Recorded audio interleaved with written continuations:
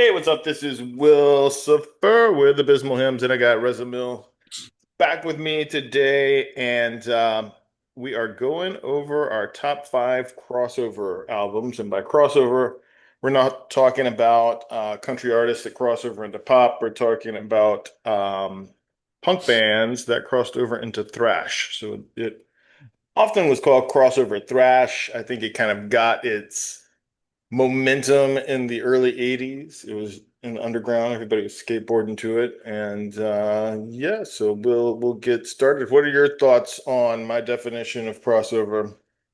Pretty much spot on, mate, to be honest with you. For me, really, it was kind of before these bands crossed over, punk and metal were sworn enemies, and never the twain should meet. And I'm guessing what probably happened was a lot of those original hardcore bands, some of which I might touch on in this show, as in crossed over into metal to make music that was a little bit more technical, but still retained that intensity of hardcore. It's like a lot of those bands suddenly discovered, oh yeah, we actually like I don't know, Sabbath and uh, Celtic Frost or whatever. What's wrong with dipping our toe into this? We can still keep the lyrical content. And I think, apropos of nothing really, Jello Biafra summed it up well when he was talking about in the song "Do the Slag." Um, will metalheads finally learn something? Will the punks remember their education? That sort of was the attitude. Right. I mean, yeah, he comes from the maximum rock and roll thing, so obviously his view is going to be a bit different. But that was kind of the mentality that was existent before these bands were starting to really explode everywhere. So yeah, I mean, and as for me, as someone like who's maybe not a huge metal guy, although I like bands here and there, of course, it was a chance for me to dip my toe into that genre, whilst not because I the parts that I don't like about metal, the theatricality, some of the iffy lyrics and over the top sort of things, um, aren't existent in crossover. It still keeps that intensity. So, Right. Yeah, I can see that. I mean, I think too, a lot of these, I mean, the earlier bands, if you think about it, like bands like DRI sure. and a couple of bands on my list, they started off playing punk, and then the longer they were playing, the better they got at their instruments. So that sense of technicality just came from, I mean, you could even say it, and I debated on if that Krautzen would be on the Hmm. list, but they kind of, fall into a weird middle ground. Like I don't know what list to even put them on.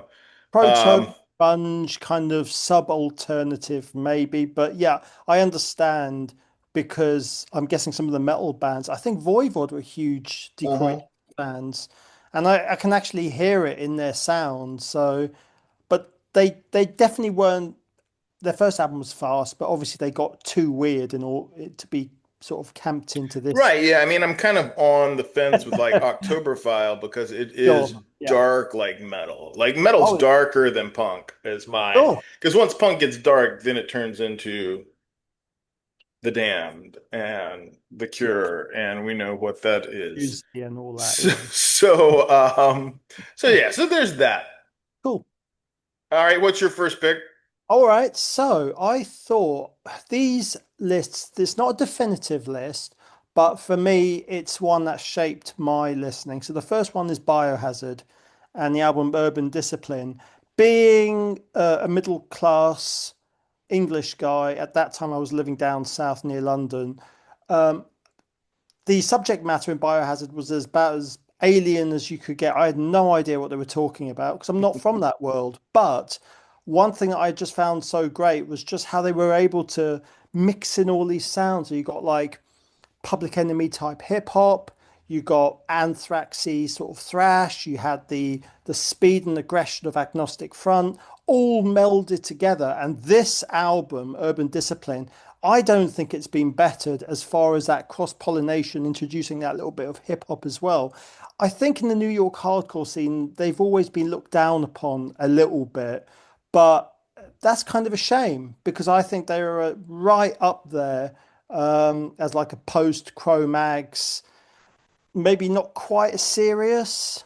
or as heavy, Hmm. but far more experimental and sort of paved the way, unfortunately, towards some of the dodgier bands in the late 90s whose names we won't repeat, but also some of the cooler stuff like Downset as well. So and Orange 9 Mil. So yeah, definitely a band for me that had a huge influence and really were one of the very early bands I got into of this style. Yeah, I thought about Biohazard. I do have an album from that camp. Mm. It's not Biohazard, but I always kind of, you think about when they came out. Mm. I always kind of consider Biohazards like one of the forerunners of nu metal too, because they were blending like Anthrax did it first with like Mm. I'm the Man, and then Biohazard kind of took it a step further.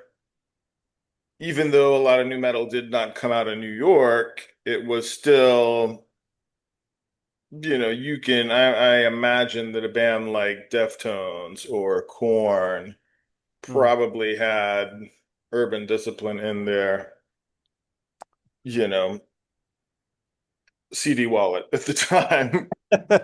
Yeah, absolutely, And I mean, I saw Biohazard live. I think it was called Tattoo the Planet in '98 when I was studying up in Scotland. I went over to Glasgow and they were absolutely incredible. Yeah, I can imagine. God, it's like the pit was so intense. I mean, I went in there for a bit. I was terrified.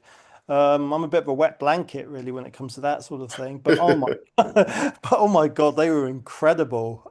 So the intensity was there. This is obviously after Bobby left. Right, Mm, right. and some of their later albums are okay. They're fine, I guess. But those first three, maybe four records of theirs. I mean, it can't really be beat as far as I'm concerned, as far as that branch of crossover is concerned. Okay. Cool. Yeah, I get it. I'll go ahead and match you with my New York lineup, which is this is one of my favorite bands of all time and should not be a surprise to anybody. But I'm gonna say the 1993 album River Runs Red by Life of Agony Nice. is definitely one. And they kind of came, Life of Agony was playing shows with Biohazard. So was Typo Negative. Like I those know, yeah, three those three bands bands, were yeah. very interconnected. In fact, Life of Agony shared a drummer with Typo Negative.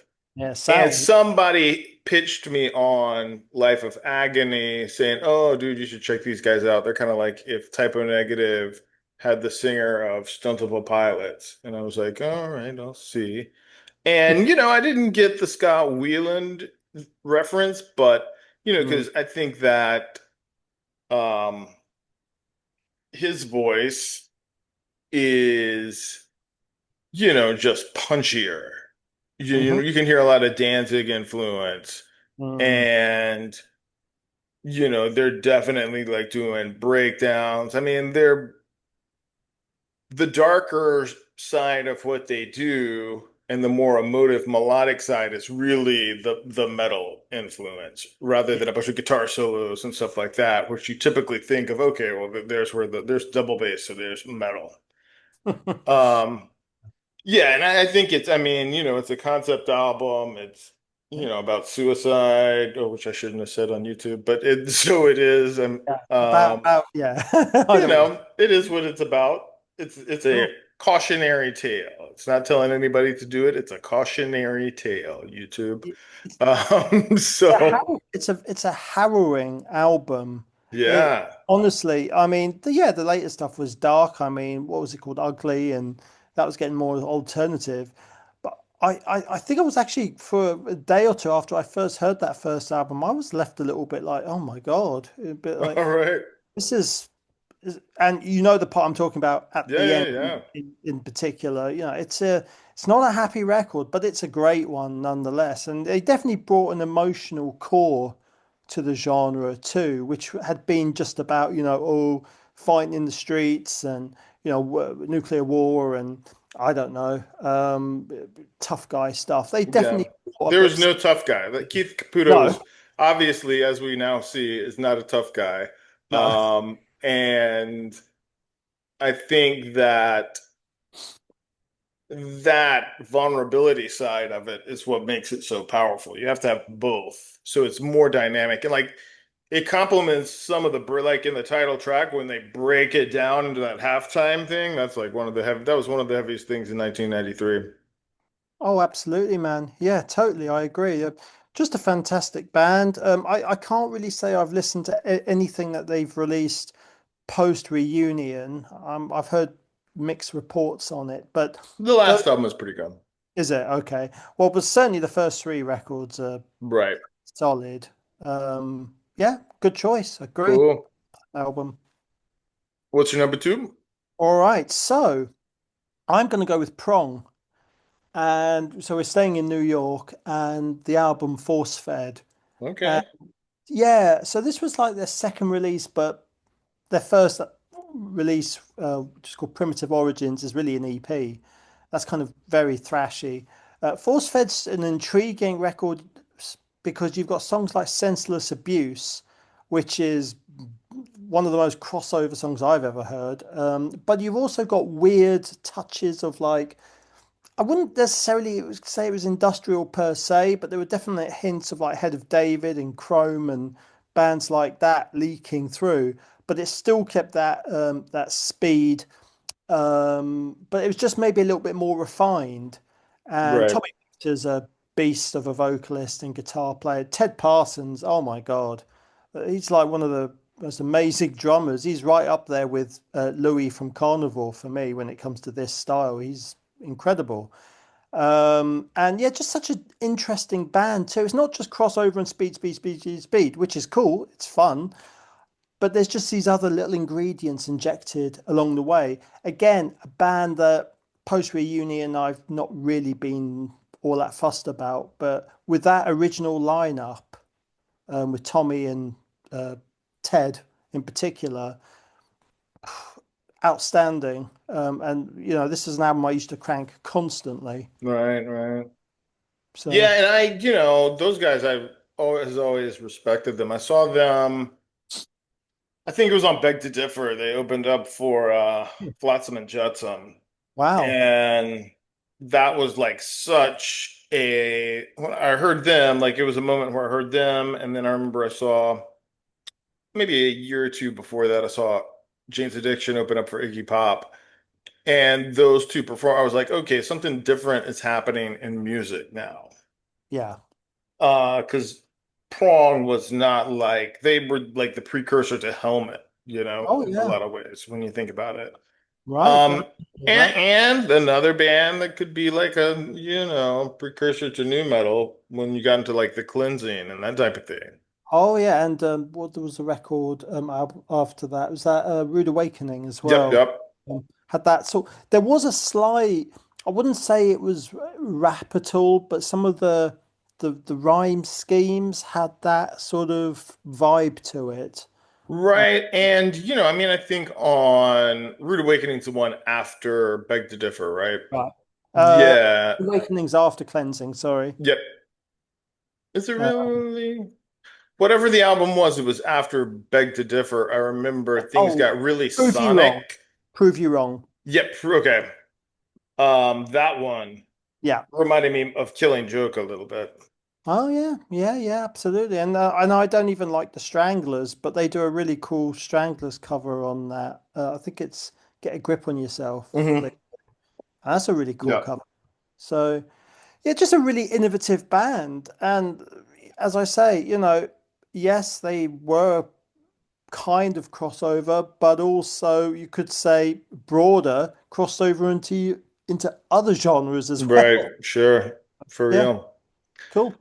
Okay, my number two is going to be a newer band. Newer as in they came after 2010. Um, would be so they're out of that 80s loop. Everybody else is like the 80s and 90s. Mm, Um, this one is the 2013 album by the Texas band Power Trip. It's called oh, Manifest Decimation. mm, And so I was wrestling with either picking this album or DRI's Four of a Kind. mm. And I played them back to back, and I was like, this album just sounds better. Um, Granted, they have the 2013 production, so I'm sure they were stacking guitar tracks. But yeah, I mean, now I think their second album was more thrashy and kind of falls in line with like Sepultura a little more. Hmm. Um, but this one was pretty much almost just a hardcore album, but some metal riffs were in there. So it was a, murky, hard to define where one ended and the other began with those guys when they got their start. Yeah, I mean, I've got to say, I've kind of heard bits and pieces of theirs, and yeah, they're pretty good, but I've never really properly delved into them. I'm sure Southern Lord has put out one of their records, but I can't. Yep, yep. I think it was the first one for sure. On. Yeah. So that might have been the one I heard that you had mentioned actually, and I'm sure they did put out some live set as well of theirs or something. I'm a Southern Lord geek, really. I love that label, so a lot of that stuff I'm familiar with. Yeah, as I said, I can't really say too much because I've not properly delved into them, but the bits Right. and Well, it's worth checking out. sure. And of course, you had what was the chap who passed away, Riley, wasn't it? Yep. Riley Gale. Yeah, Yeah. he died and they replaced him with, I haven't heard the new guy yet. Hmm. Yeah, no, rest in peace. But I'm surprised actually, just going back to Prongers, that you said you saw them on the Beg to Differ tour. I thought, wow, I mean, you're definitely older than me then. Yeah, they were opening up. It was Flotsam and Jetsam was in this. It was when the storm comes down for those Okay, guys. Um, that's why they got Troy. and yeah, yeah, it was good stuff. I mean, I saw Danzig on the first album, so I Yeah, mean, I've Jesus. caught Okay, some old ones. good for you. I'm jealous. No, nice Yeah, one. working out keeps you young. You look good. You don't look your age. Okay. All right. Um, so my choice, my next one, okay, it's a bit of a classic again. It's Corrosion of Conformity and the EP Technocracy. So for those who are watching, listening to this for some unfathomable reason, don't know COC's history, before they started getting into the Black Sabbath stonery stuff, they were a hardcore band. They put out Eye for an Eye, then they did Animosity, which was the more of a crossover thing. And then they teamed up with this singer called, what was he called? Simon Bob Sinister or something like that, from the band Ugly Americans. His vocals were all right, I suppose, but the music on Technocracy, it's just the bass work is just it just gives me goosebumps. It's just, I mean, the song itself, Technocracy. I'm trying to think. Hungry Child's on there, and it's just the speed and just the frenetic bass work. And honestly, it's one of those records when I listen to it, it actually gives me goosebumps. It just, yeah. I love COC. I mean, I even love the metal stuff they do, but I would recommend anyone who just thinks that they're all about, vote for a bullet and deliverance and all of that, give that early era a listen to. You won't regret it. Right, yeah, that was a huge shift for them when that album came out. Mm, definitely, man. Yeah, there's just such an intriguing band. You got Pepper, bless him, who's just this southern fried, kind of laid back guy. And I know Mike Dean's not in the band any longer, but yeah, what can you say? Just a great band. I'm pretty sure they toured with some metal bands in the 80s. I'm Yeah. Yeah. sure I saw I think they were playing with Possessed, I think, maybe. yeah, Uh, they did. When I saw them, it was Bad Brains. It was the oh, wow. Quickness tour for Bad Brains. So I'm not Oh, sure nice. what that was back in the prong days. So I'm not sure Wow. what year that was, but 89, I think, for yep, that one. yep. It would have been Yeah. that sounds about right. Bloody hell. Okay. Oh, good. They must have been pretty damn good. I was so high, I don't remember any of it except for Bad Brains. Go to drugs, kids, eh? I was like 13 or something. I don't Oh, know. fair enough. Yeah. Nice one. Okay, man. Sounds good. Cool. Well, so my number three pick is, one of the old favorites. It's a punk band that turned metal. Their first album's undeniably punk. The second album, I wrestled with, should I pick it or this one? And this one stuck with me more over the years. It's from 1988. How will I laugh tomorrow when I can't even smile Oh, today by wow. Suicidal Tendencies. All right. And Suicidal Tendencies, the band, you got to say, because when I tried to look up this album on Yeah. YouTube just to listen to, it gave me like this, do you need help? If Yeah. so, I've seen that. talk Yeah. to a professional. It's like, no, It's I'm like, okay. no, all I wanted was a Pepsi, just one Pepsi, and you wouldn't give it to me. Yeah. Oh dear. Yeah, great stuff. Yeah, that was definitely them moving into thrash. Yeah, yeah, yeah. And the songs were super catchy. I guess, if Oh. it came out today and I was like listening to it, I would think, well, maybe this is a little bit of a sellout. But when I heard it at the time, and I had like been a fan of Suicidal Tendencies since the first album, um, I think Join the Army helped get you over that hump, you know. Hmm. Another band that could be blamed for the onset of new metal because on the title track to Join the Army, Mike Muir is definitely rapping. Um, he just is not like, yeah, boy. But Yeah, it has that yeah, rhythm. it was going.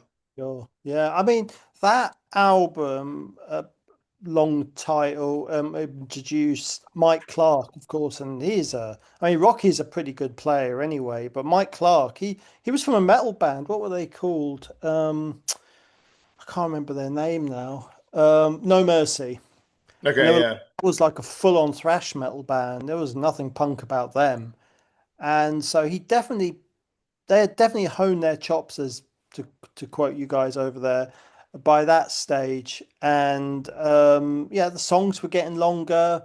And it really, yeah, yeah. I mean, Join the Army was good. Probably the production was quite weak. Um, but yeah, that changed with that record. Right, yeah, everything was dialed in. Oh And I yeah, think it was on a major label at that yes. point. I think that's when they crossed. That was the crossover.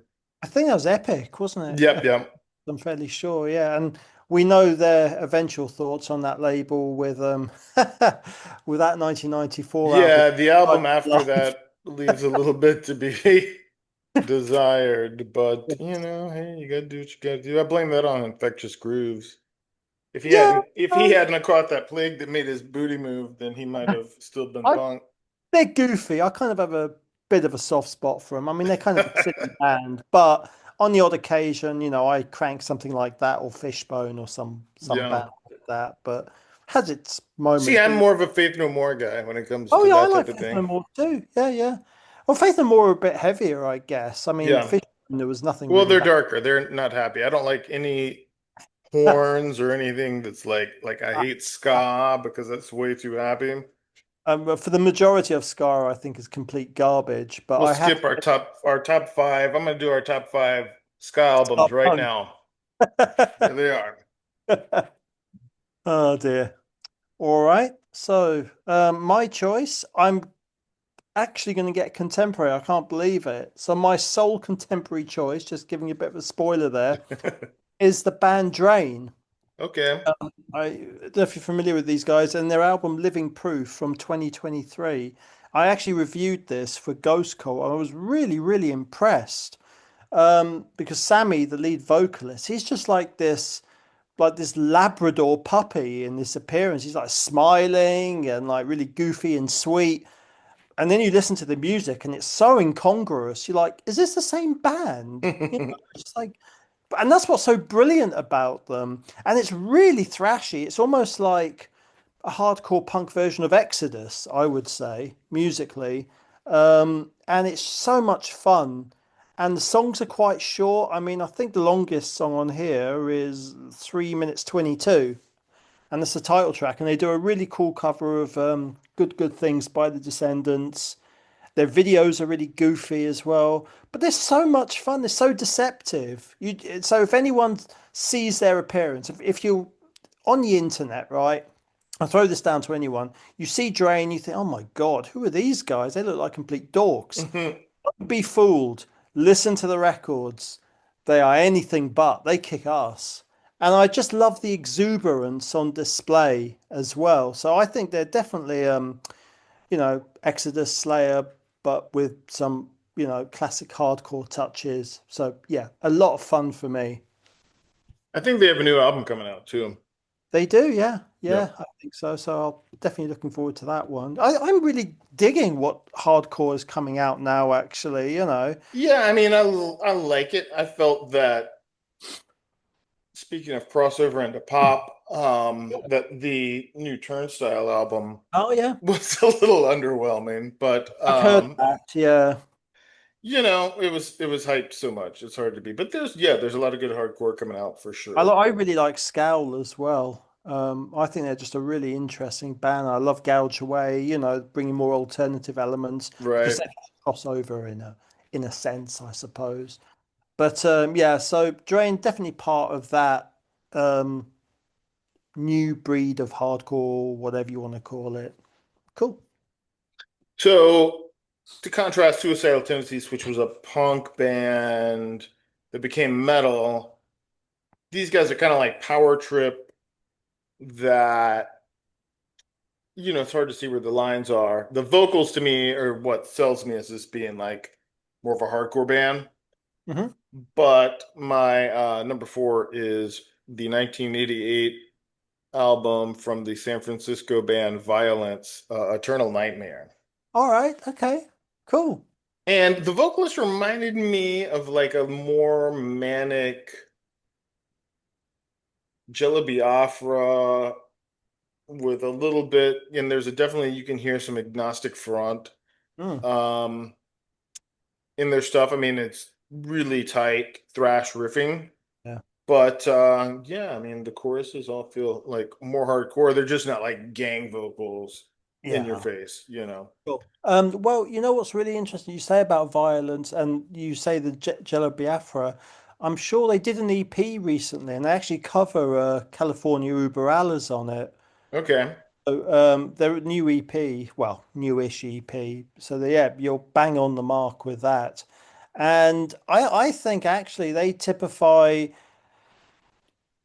I can understand why you chose that. You got Rob Flynn in the band, who's a huge hardcore fan as well. So I'm sure he brought some of those influences through as well. And yeah, you're right. There's a kind of an exuberance. I think of Violence as a band sort of like Anthrax, maybe not quite as goofy as Anthrax, No, yeah, not. but still with that hardcore influence in there, um, and kind of fun. Um, and yes, and it's no secret that a lot of those thrash bands were hugely influenced by hardcore. I mean, Right. I I couldn't imagine, like Bad Brains touring with Buddy Motley Crue, thank God, you know. I couldn't with imagine that happening. Motley Crue, for example, touring with Bad Brains. I mean, that would with have, you know what I mean? oh God, with Anthrax, Yeah. where the line was drawn with me as if they were a hardcore band or a crossover band, Hmm. um, was Joey Belladonna. You Right. know, Yeah. he's way too Steve Perry to to, to sound tough. Like I like him as a singer, and of Sure. the big four bands, he's definitely the best technical singer. Yeah. And I love Among the Living, Sure. but yeah, I don't know about that. I mean, they tried to get a little more punk on State of Euphoria, but yeah, Hmm. we still, we still had the Journey thing going. Yeah, that's never a good thing. But I mean, yeah, technically brilliant vocalist. But I'm guessing all their collaborations with Public Enemy and like playing stages Yeah, with that was the start of new metal right there. probably not Belladonna's idea, No. you know. So All right, what's your number five? all right, man. So you mentioned them at the start of the show, and I'm gonna be really boring and predictable, but it's DRI and dealing with it. And I was trying to think which record to play. And of course, the debut album, Dirty Rotten LP, is way too hardcore to include on this Right, right. list, even though it's just wow. And then I thought, well, dealing with it, and I should say dealing with it exclamation mark. Uh, from the album cover, which is hilarious with the ridiculous scenes of domestic turbulence, let's say, to some of the music, I'd rather be sleeping, and the hilarious Madman, and what other songs on there? It's just DRI, you just listen to them, Kurt's kind of just battering vocals. Felix, who must have been what, 12 years old at Right. that time, immense drumming. I don't know how that guy kept it together. Spike, of course, and I think they had a guy called Josh Pepe on bass who went on to go to Gangrene. Um, but that four, I mean, again, it's the reason I love COC. It's a lot of it. It's the bass work as well, that build up, and the stop start thing. I just I've always loved DRI. I just think they're just, again, I just see them as a lot of fun. Even when the lyrics are a little bit darker, I still get a huge smile. And in fact, talking about Kurt, the vocalist, recently I've just purchased a bunch of novels that he's reissued from Black House Records because he wrote a few books in the 80s and 90s. That's what a fan I am. I'll even buy these books that have been out of print for 30 to 40 years reissued. That's what I'm prepared to do to give these guys a few quid. So yeah, fantastic band. That's all I can say really. And that's probably my favorite of theirs. Yeah, I mean, like I said, Four of a Kind almost made it on mine. I mean, you can't go wrong. I mean, you could pick any DRI album and it Oh would yeah. it would be good. My thing, the production and back in the day could have Yeah. been better, but that kind of Sure. gave it its charm. Of course, they probably had no money whatsoever and probably doing it for tuppence. It probably has bad sound, although probably bloody Pantera's first album, as in the Glam album, probably sounded better than those Yeah. DRI records. Yeah, it's Yeah, how not, it goes. yeah, it's not the best production, but therein lies the charm, I guess. So we're running out of time, but my last one Hmm. is a punk band that got all dressed up and they made an album that sounds even worse than DRI, called Hello. And I'm not picking that one. I'm instead picking the um, 1990 album by Gwar called Scumdogs of the Oh, Universe. okay. Cool. And yeah, I mean, phenomenal album. They could never, that was like their lightning in a bottle, could never touch it again. Yeah. Saw them countless times. I even saw them, unfortunately, I guess a couple summers ago. They were playing with, I went to some big thing where it was like, speaking of new metal, it was Mudvayne, Cold Oh, Chamber, and jeez. Guar. and and And some shit. So I combined to like some other ridiculous. really shitty bands opened up even before them. I think it's like Butcher Babies and Dope or uh, Oh my God. somebody. I can't think of the other name. The other band, Nonpoint. That's who it is. Oh, okay. Yeah. Um, Cold Chamber was actually pretty good. Right. Okay. Mudvayne was terrible. Um, Guar was, did not have Otis Urungus, so Yeah. Dave, I God don't know rest. about that. Yeah. Yeah. But this album is pretty immaculate, and you can hear the juxtaposition of, and Guar even admitted that they were a punk band who just kept playing their instruments, and that's how they became metal. Yeah. Sure. Um, you Well, know, Brocky, when he was the late Dave Brocky, when he was interviewed about the origins of Gua, he said, well, basically, Death Piggy went out there, played to like 50 people, and then this thing called Gua came out, and suddenly they were playing to 2,000. So he said, you figure it out, you know. right? Bless them. But yeah, So on that Scumdogs, you'll like this part. On the sure. Scumdogs of the Universe tour, 1990, I went and saw them, and this band called the Melvins opened up for them, Oh, wow. Okay. and that's my first time seeing All them. right. That would have been with Laurie on bass, probably. Yep, yep. Yeah. Nice, very good. Were they good? Do you remember if they I were? remember they're pretty good. The acid was kind of wearing off that day, and it was all right. Honestly, the band that you should listen to while you're on acid is probably. Right. I remember once I took some at a Gore show, and I thought Odorous had turned into Steven Tyler. And I was standing up on the stage singing Aerosmith songs, like on the front row singing Aerosmith songs back up. He Oh, must have thought this guy is out of his fucking mind. brilliant. Nice one, That was man. high school, singing Aerosmith to Gore. Rocky would have appreciated it. Yeah, yeah, yeah. So one album I'll just toss your way since you liked Drain would Oh, be there's a band called Take Offense, and they okay. have an album called Totality, and it's a little more like suicidal tendencies, but Oh, yes. yeah, worth checking out. Okay, It's man. Oh, kind of exuberant hardcore with some thrash. And oh, no. maybe I don't know, maybe next time we'll do our thrash list next. Ooh, that could be I'm interesting. sure we can at least come up with I five think albums. Yeah. I think I can. I mean, I did Okay. listen to a lot of thrash when I was younger. I probably went off the boil a bit recently, but I can still come up with There's something. some good stuff out there, you There know. is. There is. Yeah, Although my I list, won't talk about the new Dark Angel album. That definitely won't be on the list. it's a human. What's he called? Human Hoagland. extinct What's he called? something human Yeah, extinction level event or something is terrible. but That's what it's called. just because he's such an incredible drummer, that guy. Yeah, I mean the vocals are just sad. Oh, okay, fair enough. And I love, see, so I loved them back in the day. Like that Leave Scars album is incredible. I Okay, don't know and if the it's one top before five as well. incredible, but it's really What's the good. one before with the gravestone and the hand coming up? That's Darkness Descends. That's when I heard that, I was like, holy fuck, that's fast. Yeah, I'll take Thrash for 500, please. There you go.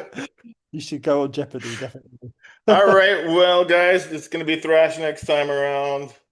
I mean, that's just the only place that makes sense to go after we did crossover. So thank you guys. Thank you, Reza, for being here, Cool. and we'll see you soon.